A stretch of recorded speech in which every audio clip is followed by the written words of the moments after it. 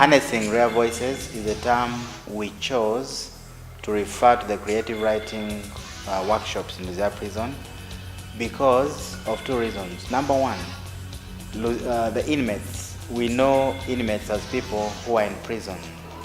We know them as people who may not write unless they are given the chance to write. And number two, many people have not read work by prisoners. So harnessing rare voices captures two things. Number one, that the inmates are a rare species of writers because we don't know inmates as writers. And number two, that inmates can actually produce wonderful work. When PEN Uganda, of course, came to our office and took us through the motive and the objective of the project, we also picked interest. Why? Because writing enables someone to express their feelings, their inner feelings. So we took it from there, and we thought it would be a very good thing for inmates to be part and parcel of the program. It was a good program because we, in the process of rehabilitation, we think we should work with others. And we thought by giving them permission, the prisoners will be able to write.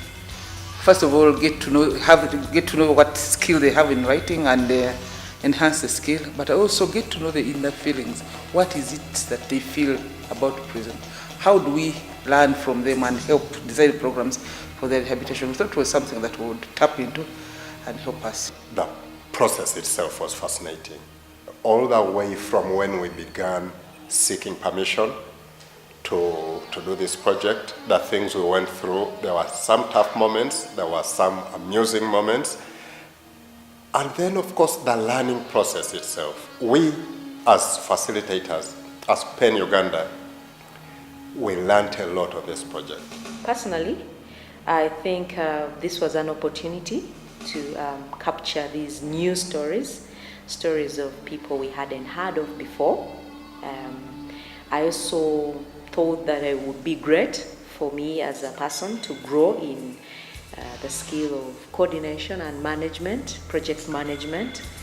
And I'm a member of PEN, and as a writer, I like to see other writers get a space where they can tell their stories. And this project, Harnessing Rare Voices, was one of those platforms. In the beginning, it seemed a little bit challenging because I was going into a setting that I wasn't used to.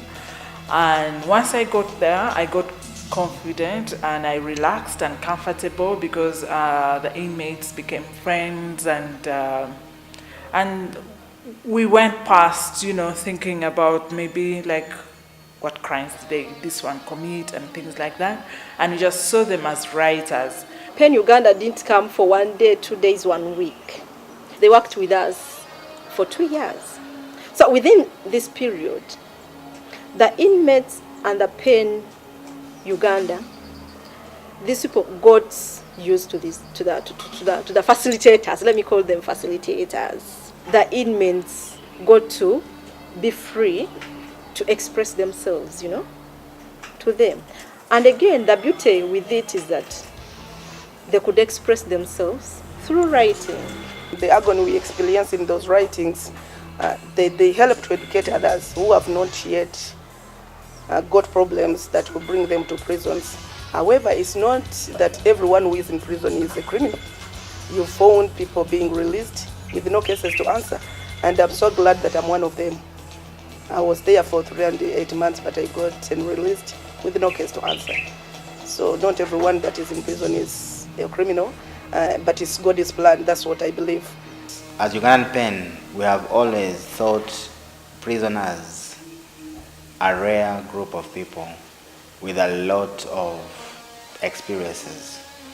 The experience of being arrested, the experience of being charged in court, the experience of being sentenced in court, the experience of being incarcerated and kept away from your family members and friends and relatives for years, sometimes a year, sometimes 5 years, sometimes 10 years, or sometimes forever. These experiences are fodder for great reflection, for great meditation, for great soul searching. And when you meditate, when you reflect, when you search your soul, all these are elements of great writing. Being locked away means a lot of things. First, you get bored. You get bored, and like writing helps you to pour out your heart, to pour out what you feel, the pain you feel, and in the right manner. So I found that writing helped me to ease my heart and my pain. So I could put it in writing while pouring my feelings. It really helped me a lot because I enjoyed doing it. Like what you cannot tell a friend, but with a pen you can easily put it down. I didn't imagine we had that talent. I didn't know we could get out what we have gotten out. I read through the book, and it's quite impressive. And I'm also that I've seen very many female prisoners have participated in this program. That has been very positive. And also, we have been able to get to understand their inner feelings, what it is. When I read through them, then I read their mind. And it's good to me that I now understand what it is that the people think that we are keeping. When Jacqueline talked to me about writing, I wrote about 10 pieces in one night. Like I would sleep and get this idea, I wake up and start writing of that idea. Then I'm like, I go through, I say, this is not sweet enough. So I could write again another one. Like I designed the different headings, then I started writing on each one of them. So then I gave them out and they had to screen out what we'll do. We used to talk as part of the process, discussing elements of poetry. You talk about choice of words, and then they respond with words that you can tell are coming from their experiences.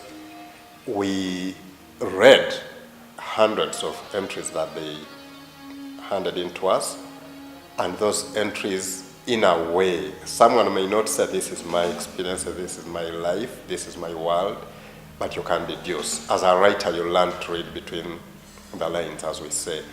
The stories did made me think a lot, because you're reading about people's experiences of how, they dealt with the law, or how somebody fell in love with a police woman and things like that. So yeah, some of them make you laugh, some of them make you sad. There was a lot of excitement, especially for those ones whose stories were captured. Because of that, actually those ones whose stories were captured in the magazine, that the draft magazine they brought to us, I've seen them nowadays, even when we have functions, trying to compose some poems, the functions, then writing some notices, putting them on notes boards, because really they know that at least their work was the best among those ones who participated. The work I've done in prison has impacted me in many ways. I will just mention 3. Number 1, it has made me humbler. Those people who are in prison have made mistakes. Some of them I have made. The fact that I'm outside prison doesn't mean that I am a better person than them. It just means that I am luckier than them. But number 2, it has challenged me. If the inmates can produce this amazing work, how much work have I produced? In the last 2 years of this workshop, the inmates have produced a book.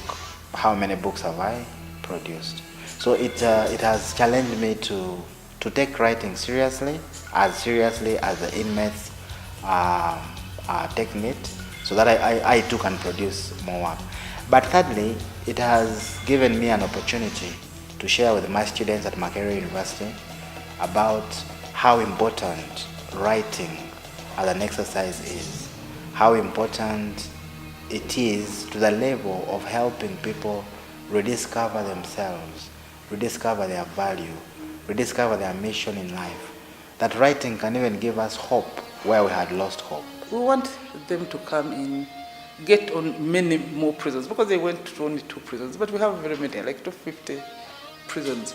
And everywhere, I think they could be talent somewhere, everybody, but also the message. So as they talk to the prisoners, we want, the reason people are in is because of crime.